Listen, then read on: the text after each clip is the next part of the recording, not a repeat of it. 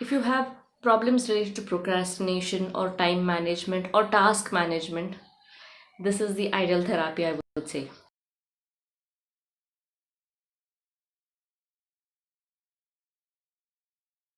Welcome to my YouTube channel.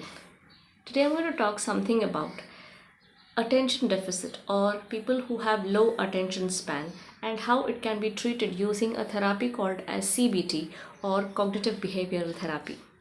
Being a CBT practitioner myself, I help children, especially who are low aged children who are not able to sit in one place for a long time. They are not able to pay attention for a long time, or sometimes they are fidgety, or they are tapping their legs or hands, or sometimes even interrupting others, not making them sit or not allowing them to sit in one place, or distracted so very often that they don't complete their task, or sometimes adults also, those who are not able to control their impulsive behaviors. So all these are the symptoms of attention deficit.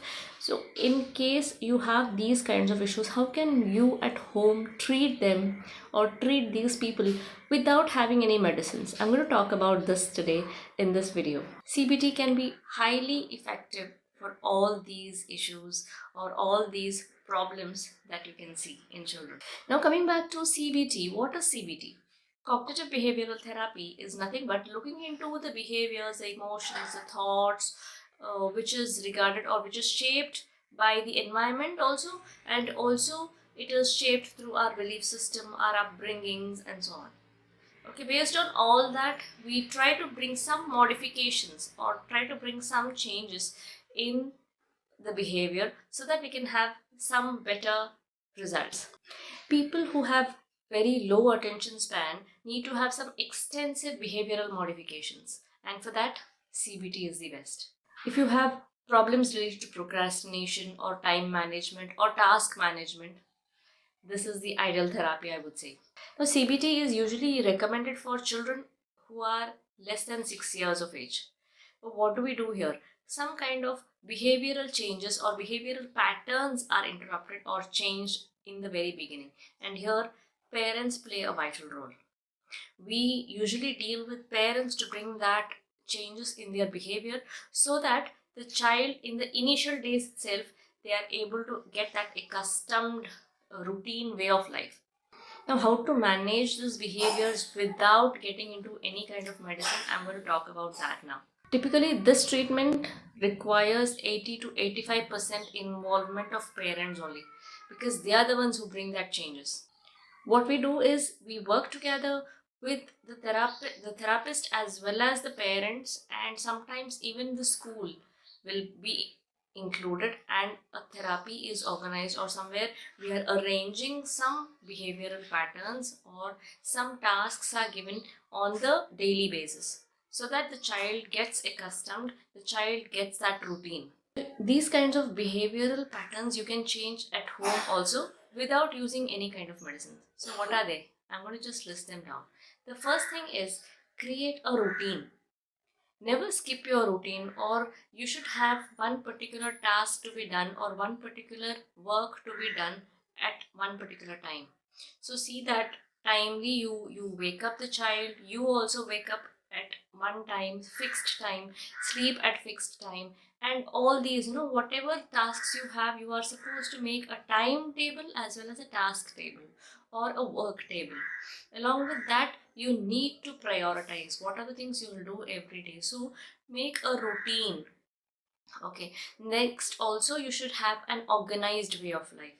That is, some set of things are to be placed in or organized in some shelves or particular area. When you declutter your physical space, it's like decluttering your mental space or mind also. So it is better you declutter and organize all the things, particularly now, for example, the stationaries or school supplies or outdoor outfits or indoor outfits, whatever it is you have, you should organize them and place them at right place. Make them also do that. Make the child also do the same. Third thing is have a healthy lifestyle, or you should always have your diet plans ready. You should know what are the things you want to have, and you should be very conscious about your health as well. Sleeping at right time, this is very important. All kinds of proteins, dry fruits and nuts also should be included in your diet. Some physical exercises also you should take into consideration, because here these things play a vital role. Some kinds of even brain exercises can be done weekly. You can shift, you can either plan in such a way that 2 days a week you will have brain exercises, and other 5 days you're going to have physical exercises. So one of the two, you just have to give some kinds of push for your physical, your healthy body and healthy mind. The fourth point that I have to tell you is about managing all the distractions, because some kind of notifications, the mobile notifications, or sometimes even the TVs and serials and the programs, or even sometimes the reality shows, this is going to have lot of distractions in the child's mind. So try to manage all of that and see that you are not making your child get distracted with all these kinds of programs that is there, or even the mobile notifications. You need to turn it off, or see that you don't use your mobile in front of your children. Also, you need to set your goals. Setting goals is very important. That has to be prioritized every day. Every day, writing 5 to 6 goals should be made mandatory. Now, what happens is the child is able to reflect and also visualize those goals whenever he writes.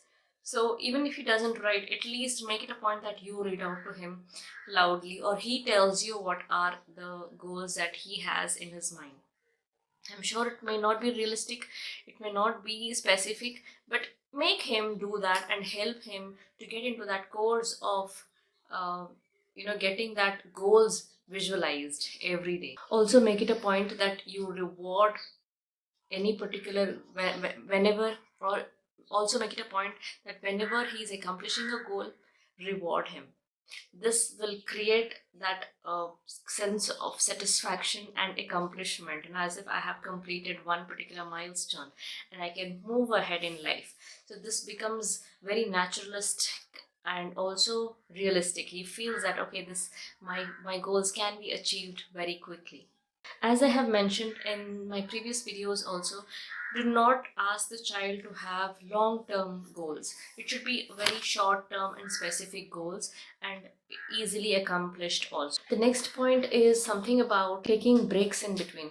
Taking breaks is very important, because the child is not able to do things for a long time. We know that child has got some attention problem.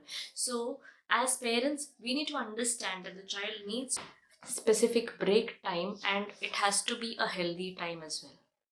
So make sure that you give healthy breaks and give them a particular time, which is very important for the neural development of the child. Coming back to the last but not the least, it's about sleep time. When I told you about organizing the time also, I have mentioned sleeping is to be taken care, and it has to be prioritized. At least minimum 8 hours of sleep for age about just 7 years and below is mandatory. So see to it that minimum 8 hours of sleep is there for the child. This will create a lot of impact in the child's brain and the development, and this can create a lot of positive results in his attention span as well. So I hope you like this video, and also keep sharing these insightful videos with your loved ones. And don't forget to subscribe to my channel before leaving. You click the bell icon, you will be getting notified whenever I upload a new video. Goodbye for now.